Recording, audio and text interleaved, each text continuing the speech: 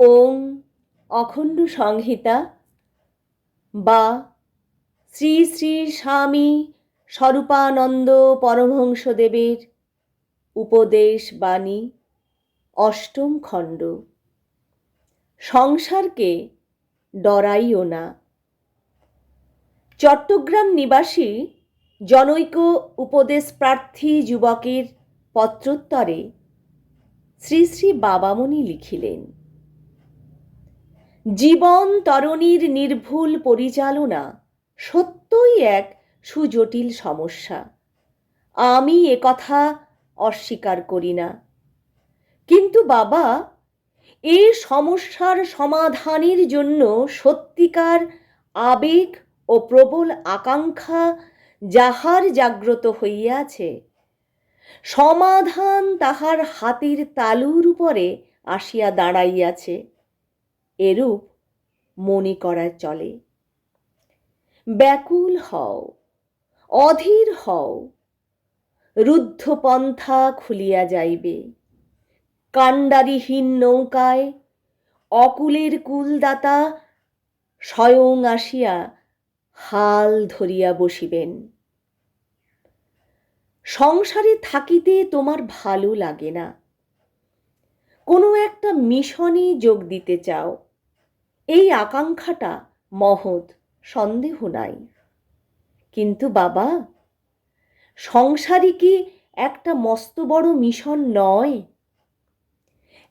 একটি মঠ বা মিশন বহু অগঠিত চেতা তপোন্মুখ যুবককে ত্যাগের মন্ত্রে দীক্ষা দিয়া জগৎ কল্যাণতরে আত্মোৎসর্গ করাইতে চেষ্টা করে। কিন্তু এই সব যুবকেরা, অথবা শুধু ইহারাই নয়, শঙ্করাচার্য, দয়ানন্দ, বিবেকানন্দ প্রভৃতির মতো যুগ বিপ্লবক ও মঠাদি প্রতিষ্ঠাতা ঋষিরা জন্ম নেন কার ঘরে? নিশ্চয়ই সন্ন্যাসীর ঘরে নহে।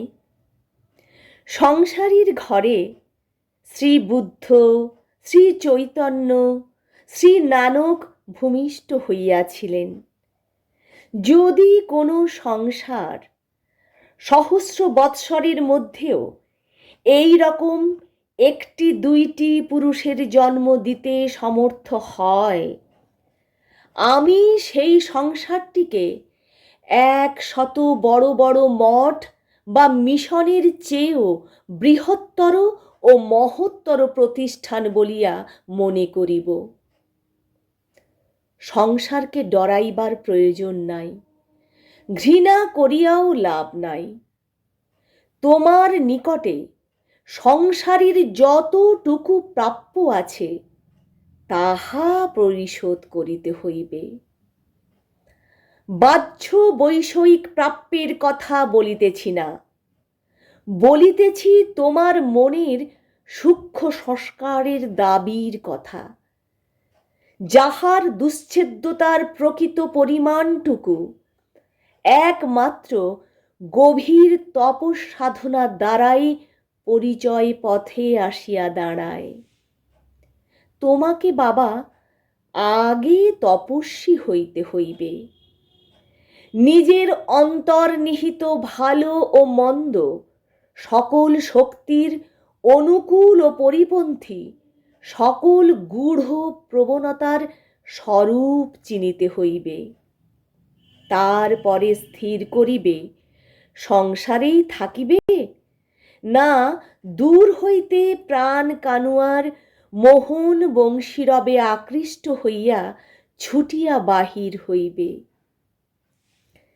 যে জন শুনেছে তার মধুমুরলী, সে কিরে রহিতে পারে আপন ঘরে? পরেরে সপিয়া প্রাণ বহিলে আখির বাণ, সে কিরে গোপনে থাকে সরম ভরে? সে কিরে শুনিয়া ডাক নীরবে রহে, সে কিরে বুকের বোঝা সভয়ে বহে? প্রাণেরও যে প্রিয় তারে কাছে পেয়ে বারে বারে, সে কিরে ফিরায় লোক লাজের তরে?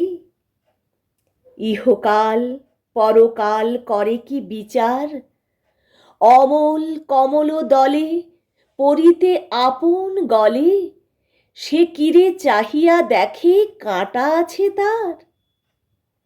ছুটি সে বাহিরে ধায়, কারো পানি নাহি চায়, প্রাণ ও প্রিয়ের চরণ তলে লুটিয়া পড়ে। তার ডাক যে শোনে সে ব্যাকুল হইয়া ছুটিয়া যায়, কিন্তু তপস্যার দ্বারা যার চিত্ত শুদ্ধি হয় নাই, তার কর্ণে সে অমোঘ বাণী আসিয়া পৌঁছে না, অর্থাৎ পৌঁছিলেও সে তাহা শোনে না। সংসার সাগরের উত্তাল উর্মিমালার অন্তরালে লুক্কায়িত হাঙর কুমিরের ভয়ে সংসার ছাড়িবার পক্ষে যথেষ্ট নহে। ভয়কে জয় করিয়াও ক্ষণ সুখের আসক্তি তোমাকে সেখানেই আটক করিয়া রাখিতে পারে, কিন্তু পরম প্রেমময়ের মধুর বাঁশরি যদি কখনো শোনো, তবেই উহা ছাড়িয়া আসিতে পারিবে। তাই বলি বাবা, তপস্বী হও, তপস্যার বলে শ্রবণ শক্তিকে বিকশিত করো। ভয় হেতু সংসার ছাড়িও না, প্রাণ কানুয়ার প্রাণীর টানে সংসার ছাড়িতে সমর্থ হও।